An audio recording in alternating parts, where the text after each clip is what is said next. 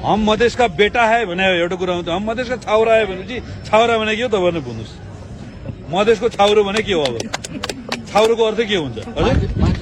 मेरो मुखबाट के भन्नु, के हुन्छ छाउरोको अर्थ हजुर?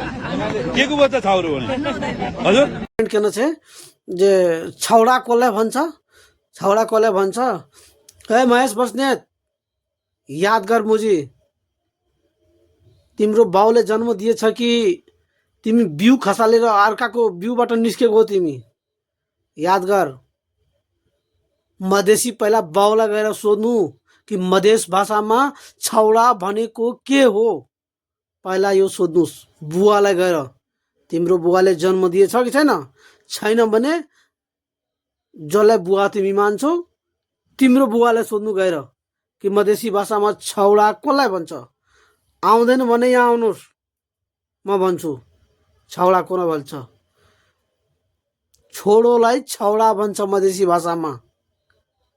मुजी जे पाए त्यही कमेन्ट गर्ने हो, याद गर। बेलेमा सुध्रिने काम गर्नुहोस्, नभए खटिया खडी हुन्छ। मधेसीलाई गाली जे पाए त्यही नगर्नुहोस्। नमस्कार साथीहरू।